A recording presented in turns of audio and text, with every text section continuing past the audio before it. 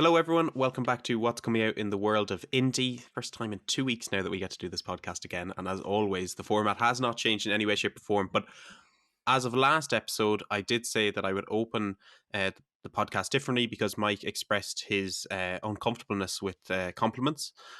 So this week I'm joined by the filthy, disgusting Mike Soak.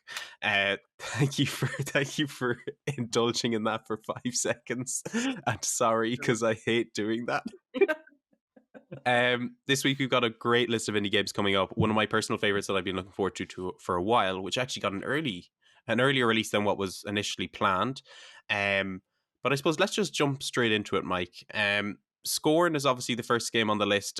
When this video comes out, it'll be out. It comes out on the 14th of October, just in time for kind of getting into the spooky season. This sort of fleshy, Geiger inspired horror title for Xbox, and also coming to Game Pass. Tell me a little bit about this, Mike. So yeah, Scorn is absolutely a body horror type game. If you are one that gets queasy around blood and flesh and all that kind of stuff, I would not recommend playing Scorn.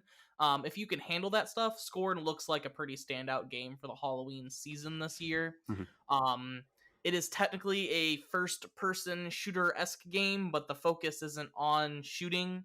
It's an atmospheric puzzle game that uses shooting for some of the mechanics to solve the puzzles. And I think there's like an enemy here or there too that they've shown in the trailers, but like that's absolutely not the focus. Don't go into Scorn expecting Doom, because you will be disappointed if you go into Scorn expecting Doom, because it is not Doom. It looks like a beautiful, just very graphic body horror type game, perfect for the Halloween season. But it is definitely going to make your stomach churn at the same time.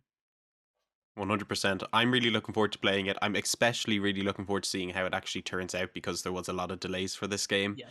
And given its sort of Kickstarter sort of history, that I mean, that feels great. If it does really well when it comes out, I'll be cheering it on all the way. Yep. Uh, but yeah, definitely the standout I think for this week, particularly, and anyone who's a fan of anything horror related will probably want to give this a go. Is it safe for streaming though? That is the real question. We'll have to wait and find out. Hopefully, there are no penises involved. But moving on the 17th then of October, we have a game that I actually didn't know anything about, but the name alone intrigues me. The Shadow Government Simulator. Tell me a little bit about this, Mike. How conniving can you be in this game? So you, as it sounds like, you are part of basically a secret organization running a government. You basically have like this technological map of the world that you're playing on. Every action that you take is like trying to figure out information on other agents around the world, trying to find connections between politicians and different governments, and we're doing like backroom meetings and ties and exposing secrets. But if you're not careful, the more you do, the more exposed your agency can get, and the more challenges that you'll face trying to keep your organization in the shadows and executing the different tasks that you try to attempt and basically exposing governments around the world. Basically, it is what everybody thinks about their governments is that they are, big secret agencies running the world, the cabal, the Illuminati, all that stuff. This basically culminates all of those ideas and is like, here, do you want to do all of those weird conspiracy theories that go around? We're gonna let you. So I'm very excited for it. It is branded as a turn-based strategy game, but like I said, you're playing on that map. So it seems like whenever you try to execute an action, whoever you're executing on the action to has a chance to respond to said action, which I think is rather unique. Yeah, no, it sounds amazing. I'm definitely interested now, to be honest. Maybe this is a game you can go into and have a bit of fun with, but at the same time, maybe come out with an existential crisis. Yeah. But what are games if not to provoke that sort of conversation? Moving on then, on the 18th, we have Kovac's Pitch. Again, not a title I'm super familiar with, so I'm kind of going to throw it over to you for a little bit. So I'm really excited for Kovac's Pitch. It is a rhythm-based baseball game slash visual novel. If you know anything about me, you know that I love baseball. And I also love visual novels, but it is a story-driven experience about a young, but basically about a kid going through his life. It features a kind of manga style art style, but it's in color rather than in black and white. It seems like a very kind of wholesome story about like a connection to baseball. They haven't released, I haven't seen too much about the actual story details of it. But it looks very great, and rhythm baseball game is all I really needed to know to be absolutely sold on this game. And it has some pretty cool features included in it too. So once you beat the game, you can go back to replay specific parts of the game. So if you want to do the rhythm parts again, you can try and get a better score. Or it even has a file editor in it, so you can add your own music to it and create your own like levels using the baseball rhythm mechanics that are included in the game, which I think basically all rhythm games should just inherently include. Makes them better if people can plug in the music that they enjoy to be able to use for the rhythm parts of the game. But yeah, Kovac's pitch looks pretty neat for me. Baseball slash visual novel is all I needed to know. Yeah, no, it is definitely. We have weeks where this is a game for Odrin. This is 100% a game for Mike, and I'm happy that we have something in the opposite for this week. Much as I berated you at the beginning, we're actually doing everything opposite this week. So there's just games for Mike. There's no games for me here this week. I say that, but the next game coming up is one I've actually been keenly keeping my eye on You for a also while. expressed your interest in Scorn at the very beginning, Yeah, I suppose. Yeah, whereas but I that's am not a not game for me. particularly interested in Scorn. Well, it's not a game for me. I think it's a game for the masses, really. Like Scorn is kind of like it's the Stray of this week. Like You everyone say knows that what it is. you're like I don't really like horror games, and then like all you play and stream are horror games. So like No, I I don't. feel I like don't you like just the need to come feeling, out but of the it's good. closet at this point. Yeah, yeah. No, probably for the best. No, I will deny it to the day I die. I hate horror games. I think they should be banned. Um, I know I don't. But the next game, anyways, on the list, this is kind of down an alley of intrigue that I always have, which is in the weird and wacky. It's not Yeah. really in a genre, but it's like it's something that I'm really into. And the last tier of nostalgia really is that it comes out on the 19th. I love it. I love meshing art styles. I love meshing generations of console art styles. Unbelievable. Is there anything I've missed out on really that people should be excited about for this? So like the big comparison for me with the last year of nostalgia as like a satirical action adventure type game is it reminds me a lot of games like Medieval or Pumpkin Jack, where they're kind of humorous satirical action adventure type games. This one is a little bit more on the extreme side of it. It's supposed to combine challenging souls like combat, so it's supposed to be hard is the thing, like one of its selling points. But it also is humorous in different ways than Medieval or like Pumpkin Jack and games like that. And it's basically whereas like your character is literally just a fucking stick. Like it's just a bunch of like fucking sticks stacked on top of each other to make limbs and stuff. You can add different armors and stuff, whatever you want. Your character's like fully customizable and all that stuff, but you can literally just make yourself a stick. Um, it seems very funny. It seems like a really big callback to like the PS1 era of 3D adventure games when they first started like really coming into fruition, and you kind of had the humorous titles that people really enjoyed at that time. But yeah, I mean, it just looks fun. It looks hard. I'll probably play it for like an hour and then be like, this is really hard. And then I'll be jumping back to another game on this list whenever I get frustrated. But I think it's really great. Like you said, I love the meshing art styles that it uses. It seems like a very unique game in a lot of aspects. But I think fans of Souls-like games that are looking for something in that genre that maybe is different tone-wise, the last year of nostalgia would be a really good game to pick up because a lot of Souls-likes are very somber in their tone. They're very gothic in their tone, and this is like the main goal is to make you fucking laugh. So I'd recommend picking it up. Yeah, for sure. I think this looks like an absolute hit from the get go, and I really hope a lot of people dive into it because it definitely looks like a lot of fun. Um, Moving from a game that I knew a lot about to a game I know absolutely nothing about, the Valiant, coming out on the 19th as well. Funnily enough, what do I need to know about it, Mike? So the Valiant is a real-time strategy game, or RTS for those familiar. Except for it's kind of historical in this aspect, kind of like Age of Empires. This takes place during like um it takes place in Europe and the Middle East shortly after the Crusade. So you play as a former knight who took part in the Crusade, who his actions in the Crusade and everything he witnessed made him become kind of like scorned towards war. Like he doesn't like war. He hates the idea of war. He regrets his past. But one of your partners that you know fought side by side with throughout the crusade, you two stumbled upon this magical rod while you were there, or a piece of it. And after the war ends, you find out that he has become absolutely fascinated by trying to find all of the pieces of this magical staff rod thing.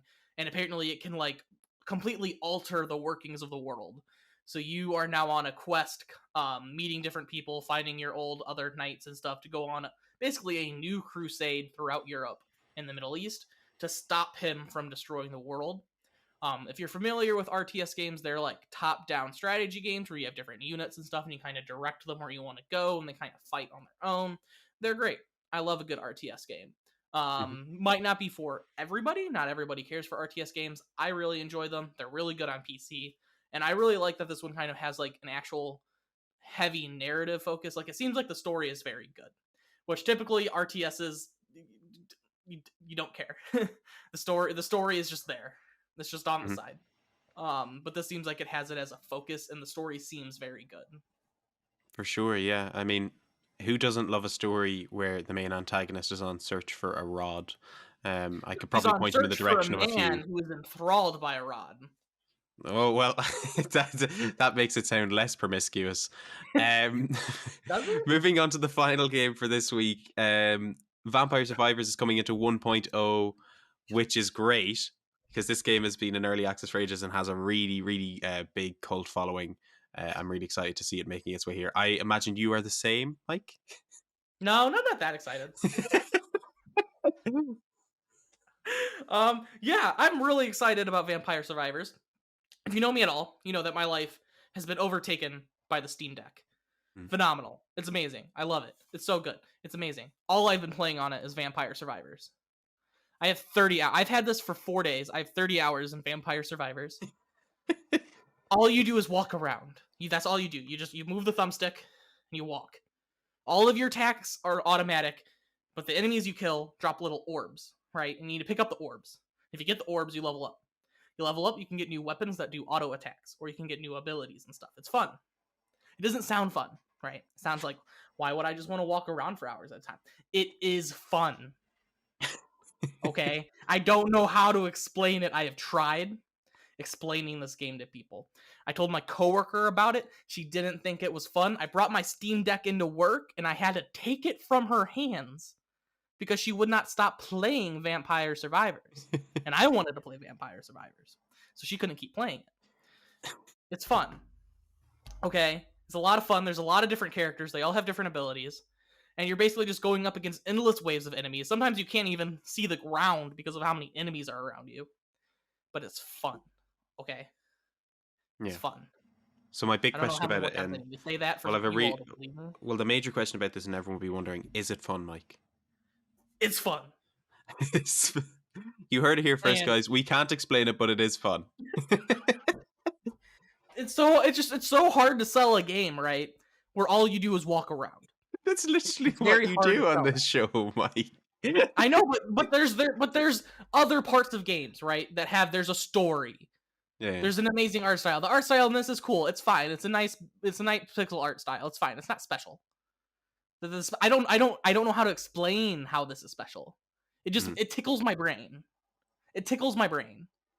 When I hear the sounds of me picking up the orbs and the sounds that enemies make when they die, it just Mhm. makes my brain go burr. Okay. I think that's the best way we can describe it. I don't know what to add to this. But It's let's move on because fun. I'm fairly confident on the three games you like this week. Because you've already given me that you're not really too interested in Scorn, so that eliminates one. I know that Kovac's pitch is gonna be one because you love baseball. Vampire Survivors is obviously gonna be one because you've been playing it loads. I don't I don't even care for that game. But this is the one I'm stuck on. So it will either be Shadow Government Simulator or The Last Year of Nostalgia. And because you mentioned that this is a game that you would be going back to, I initially thought Shadow Government, but no, I think that's Kovac's pitch you're on about. So I think Last Year of Nostalgia is the last one. It is the Valiant.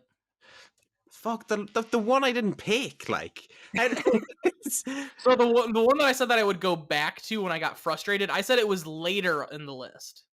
oh, So that was talking about Vampire Survivor at that point. this is a test, and like this is, you get those, like, you watch a detective show and then they like go back and say like all the little bits that people said. It's like, oh, that's what they said. I need Oh, to you're brush right. up on my detective You need to get a skills here. notepad and you start taking notes as I Yeah, talk. yeah, yeah. I'm gonna have auto transcript on so I can review my notes. But yeah, hey, you It- still got two of them right. Yeah, definitely Vampire Survivors and Kovac's pitch.